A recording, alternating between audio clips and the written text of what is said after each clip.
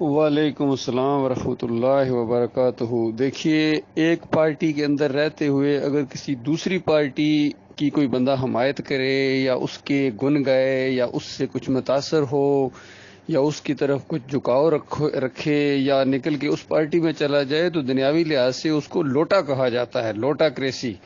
اور لوٹے کا کوئی اپنا ایمان عقیدہ نہیں ہوتا ہے، اس کا جدھر منہ کر دیا جائے اسی کا وہ ہو جاتا ہے۔ تو اسی طریقے سے جو ہماری جماعت ہے یہ ایک اللہ کی پارٹی ہے، حزب اللہ اللہ کی پارٹی ہے۔ مسلمانوں کی جو جماعت ہوتی ہے وہ اللہ کی پارٹی ہوتی ہے، تو سوال ہی پیدا نہیں ہوتا کہ ہماری جماعت کا کوئی آدمی ہو اور ان کافروں مشرکوں کی طرف اپنا رخ کرے، ان کی تعریفیں کرے۔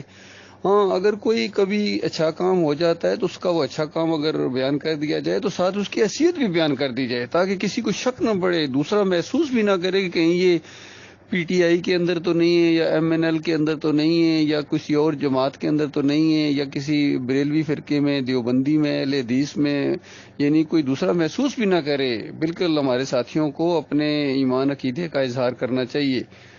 تو یہ بات آپ کی بالکل صحیح ہے کہ یہ الکفر ملت واحدہ، یہ سارے کے سارے جو مشرک ہیں، کافر ہیں، یہ ایک ہی قوم ہے، ایک ہی ملت ہیں۔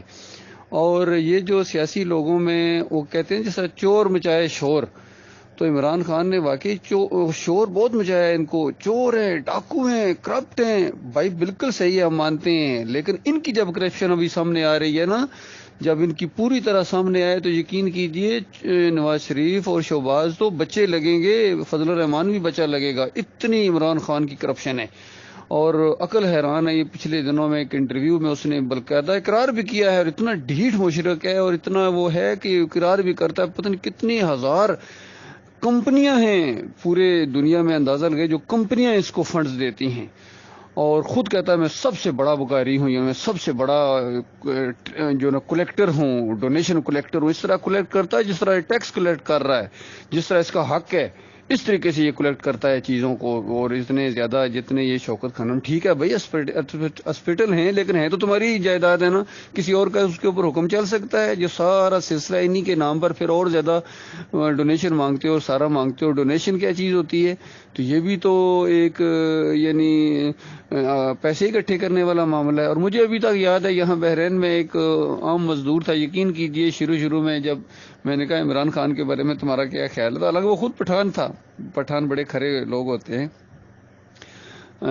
غریب آدمی تھا، مزدور تھا، اور اس نے کہا اگر زرداری اور نواز شریف نے اگر ایک پلازہ بنایا نا دبئی میں یا لندن میں، تو عمران خان 20 بنائے گا۔ یہ اس کے الفاظ سے، یقین کیجیے میں ہنس بھی پڑا، میں کہا تم کیسے کہہ سکتے ہو؟ کہتا دیکھنا نا یہ بھی اسی طرح کا ہے۔ وہ واقعی سارے اسی طرح کے ہیں، یقین کیجیے، ایک سے ایک کرپٹ ہے، ایک سے ایک کرپٹ ہے، یقین کیجیے۔ تو یہ مشرک بھی ہے، اور بلکہ یہ زیادہ خطرناک ہے کیونکہ یہ دین کی آڑ میں آیا ہے، لا الہ الا اللہ کہہ کے پھر شرک کرتا ہے اور شرک کراتا ہے۔ تو بالکل ذرا برابر ہمارے کسی ساتھی کا کسی کے لیے کوئی نرم گوشہ نہیں ہونا چاہیے، سارے کافر مشرک ہیں، اور ظاہری بات ہے انہوں نے جہنم کی آگ کے اندر جانا۔ ہمیں تو ہمدردی ہے، ہمیں تو اس انداز سے ہمدردی ہے کہ کتنی بڑی زبردست جنت سے یہ محروم رہ جائیں گے، یہ مزاروں کے آگے جھکنے کی وجہ سے، ان پر چادریں چڑھانے کی وجہ سے، پھول چڑھانے کی وجہ سے، ان کے عرس اور میلے کرنے کی وجہ سے، ان کے واسطے وسیلے دینے کی وجہ سے، ان کے رکوع اور سجدے کرنے کی وجہ سے۔ اور یہ جو عمران خان ہے یہ تو بہت بڑا صوفی ہے، یقین کیجیے اس کے اندر اتنی صوفیزم ہے کہ یقین کریں یہ سارے صوفیوں کا دل دادا ہے، اور یہ سجدہ کرتا ہے مزاروں کے اوپر جا کے اور کہتا ہے کہ نہیں یہ میں نے بوسہ دیا ہے۔ وہ بوسہ دیا ہے تو بغیر سجدہ کیے تو بوسہ دیا نہیں جا سکتا، ذرا کھڑے تم بوسہ دو نا چوکھٹ کو، چوکھٹ تو نیچے ہوتی ہے، اس کو بوسہ دینے کے لیے تمہیں سجدہ کرنا پڑے گا۔ یہ بالکل اسی طرح کی بات ہے کہ سازش ہوتی ہے پھر مداخلت ہوتی ہے، مداخلت ہو ہی نہیں سکتی جب تک سازش نہ ہو۔ اب پتہ چلا ہے تو یہاں مذہبی لحاظ سے بھی یہی ہے کہ جب تک آپ سجدہ نہیں کریں گے آپ بوسہ نہیں دے سکتے ہیں چوکھٹ کو۔ تو آپ نے چوکھٹ کو بوسہ دیا ہے، پہلے سجدہ کیا ہے پھر بوسہ ساتھ ہی دیا ہے۔ اس طریقے سے پھر یہ امام زامن بھی بندواتا ہے شیعوں سے، پھر بازو کے اوپر پٹا بھی میں نے خود دیکھا ہے بندواتے ہوئے، یا علی مدد کا پٹا، پھر وہ اس میں جو جنتی دروازہ جو خالص جہنمی دروازہ ہے، یقین کیجئے جو عقیدے کے ساتھ گزرے گا کہ میں جنت میں جاؤں گا، وہ خالص جہنم کے اندر سے گزرا ہے جہنمی دروازے سے، اس کے اندر بھی لائن لگا کے یہ جناب عمران خان صاحب وہاں سے گزرے ہیں.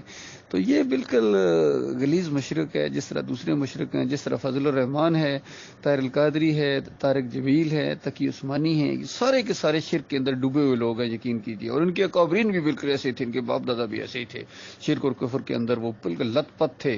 اور یہ جتنے بڑے بڑے ہیں سارے ان کے بڑے جو تھے نا، یہ ان کے انگریزوں کے بھی جو ہے نا جاسوس تھے، ان کے کتے نہ لانے والے اور ان کی خدمت کرنے والے. تب ان کو بڑی بڑی جاگیریں ملی ہیں، ایسے نہیں ملتی ہیں.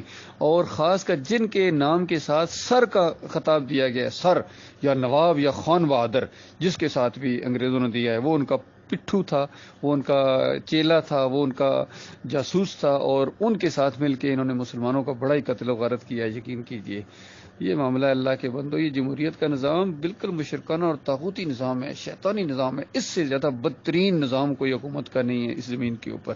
75 سال کے بعد پتہ چلا کہ آزاد ہوئے ہی کو نہیں تھے، غلام کی غلامی. اور یہ فریب کار پھر فریب کاری کے ساتھ آیا ہے کہ اب میں تمہیں حقیقی آزادی دلاؤں گا.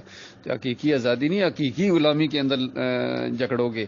نواز شریف اور شہباز شریف کی غلامی سے نکلو اور عمران خان اور محمود قریشی اور فواد چودھری کی غلامی میں آ جاؤ. بس ان کا صرف یہ پورا ایجنڈا ہے. اللہ ان کے فریب سے ہمارے بھائیوں کو، ہماری قوم کو اور مسلمانوں کو نجات دے.